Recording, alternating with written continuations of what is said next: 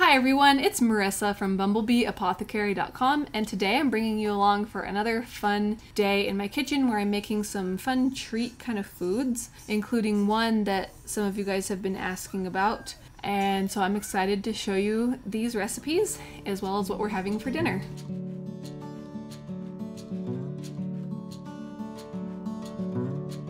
So the first recipe that I'm making is one that you guys have been asking about a little bit here and there, and one that I've had in the back of my mind to show you how to make.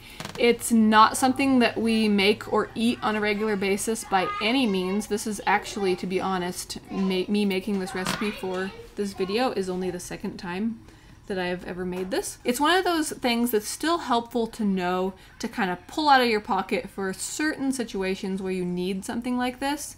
It can just be helpful for certain social situations, celebrations, things like that. So definitely just something for every once in a very long while, but yeah, it can really kind of save the day every once in a while if you need something like this. So these are honey candies. So it's a really simple recipe. It only takes a few ingredients. It's pretty easy to put together. It does take a little bit of special equipment, these molds, candy molds, a thermometer that you can use, candy type thermometer. I will also get a written recipe of this up on my website as soon as I can. But the first thing that I'm doing is adding 1/4 cup of raw apple cider vinegar to a pan on the stove. And then to that I'm adding 1 cup of honey. Now we do like using raw, local, unfiltered honey, but if you have to save money, you can do a non-raw honey that's still a good quality since you're heating it and the raw properties are going to be gone anyway. Speaking of heating honey, sometimes people ask this too about the GAPS diet and honey. Dr. Natasha is not a fan of heating honey. She doesn't say never do it. She just says keep in mind that when you do heat honey, you destroy the enzymes and the beneficial some of the nutrients and beneficial properties that are in there. I have been on a webinar or a live call with her and someone asked about this and she said, heating honey does not make it toxic or anything like that. She says you can do it, just be mindful that it is destroying nutrients and enzymes, and that usually what she prefers you to do, like if you're baking or something on GAPS, she says to use dried fruit. But there are a couple recipes here and there that I will sometimes make every once in a long while, like homemade marshmallows or something where you do heat honey. But I do try to avoid it for the most part. So I just thought I would kind of bring up those kind of frequently asked questions and sort of talk about what I know from her about it. So I have my apple cider vinegar and my honey in the saucepan, and I'm just going to stir those around to make sure that they're well combined. And then I'm going to go ahead and start heating those on pretty close to high heat, because you want to heat these up to 275°F, and that brings it to a hard ball stage if you're familiar with like candy making processes and steps. So 275°F, so it takes a little bit for it to come up to that. It'll start to bubble up and boil, and I just keep checking it with my thermometer and seeing where it's at. And then once it has come up to temperature, I go ahead and remove it right away from the heat. And then I'm adding 1/4 teaspoon of cinnamon to just add some nice festive flavor to that. And then I'm going to pour it into my candy molds. So I have these that actually have little reusable sticks, so you could make them into lollipops if you wanted to. I'm not using the sticks, I'm just going to make them into little shapes. So I'm just pouring the mixture into those molds. And then once I have it in these molds, I'm going to carefully, I could have put these onto a pan before I poured, but oh well. I carefully transferred them onto a baking sheet, and then I'm going to stick them into the freezer, and after about 30 minutes in the freezer, they're usually hard enough to be able to pop out of the molds.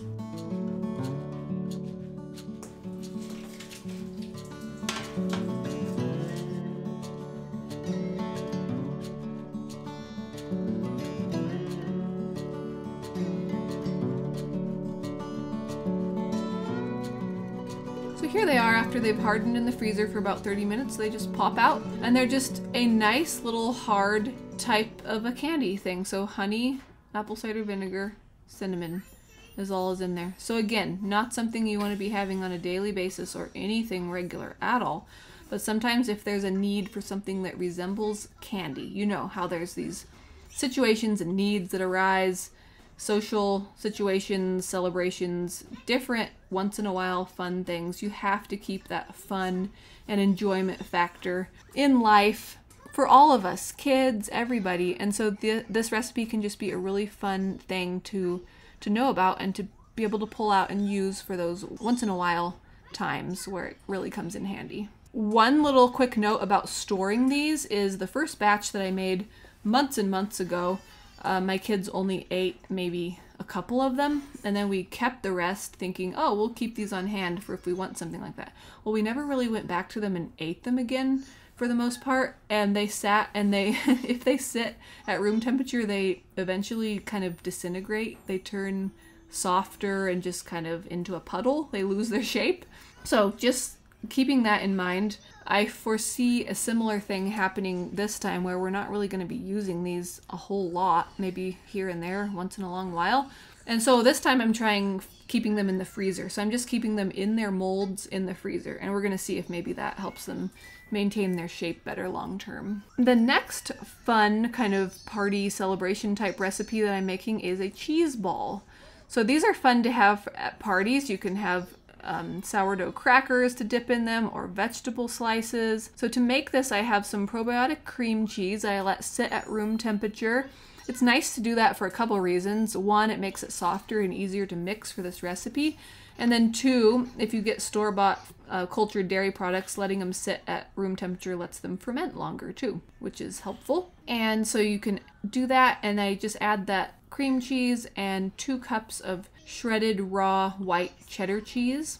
And then I'm adding some chopped green onion, some hot sauce. I found this additive-free hot sauce, and then also additive-free Worcestershire sauce. You can also make your own versions of these as well. I was just trying to keep things simple, and so I found natural additive-free options at a health food store. And then just mix that all together really well. And then I'm also adding some dried parsley, some oregano, a little sprinkle of black pepper, and some garlic powder.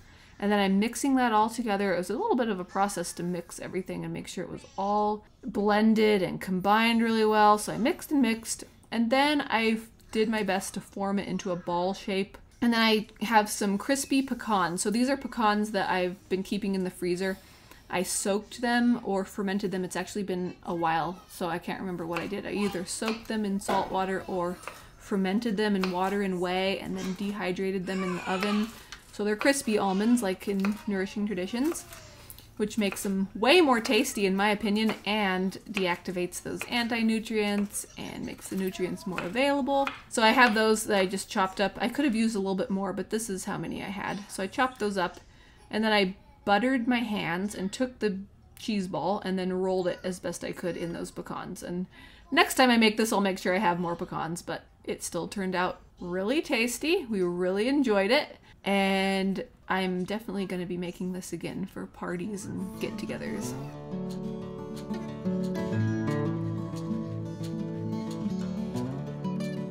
For dipping, we have some sourdough einkorn crackers that we had, and then we also, I like having a vegetable option. It's just nice and kind of refreshing to have when there's so much like cheese and heavier flavors.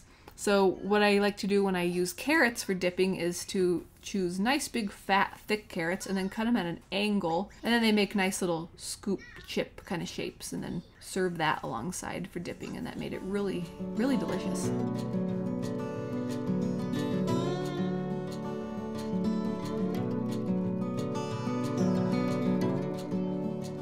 And then today for dinner, this was a Saturday, so I was kind of wanting something a little bit easier and something kind of fun. And so I have shared this before. This is one of my dinner ideas that I will do. I get these sourdough pizza crusts. You can either make these. I have a recipe for sourdough pizza crusts on my website and YouTube channel. I also have GAPS, a couple different options for GAPS or grain-free pizza crusts as well. But you can make these ahead of time, keep them in the freezer, or you can buy organic sourdough spelt pizza crusts from Organic Bread of Heaven, and I'll have them linked down below too. And so I do this. I get 3 of them once a month, and I just have them on hand, and I know that when I want an easy, fun dinner, I can pull those out of the freezer, let them defrost, and then build them. So I have some organic pizza sauce, some nice mozzarella cheese, raw mozzarella cheese, some additive-free pepperoni, as clean as I can find, and then just bake those in the oven at 500 degrees for about 10 or 15 minutes until they're nice and melted and getting nice and done on top, and then we pull those out. So we enjoyed these for dinner tonight along with the cheese ball and the carrots. The cheese ball kind of provided some fermented food since it was probiotic cream cheese that had fermented further on the counter, so we really enjoyed that.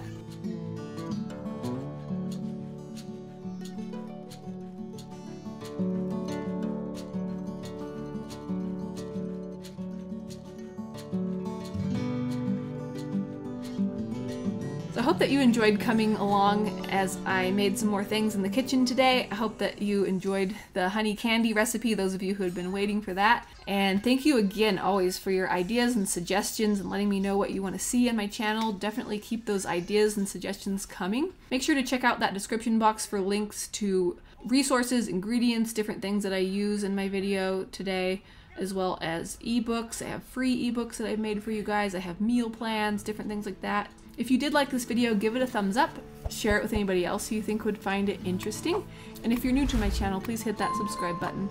I get out new videos every week on nourishing recipes and natural living. Thanks so much for watching. See you next time. Bye.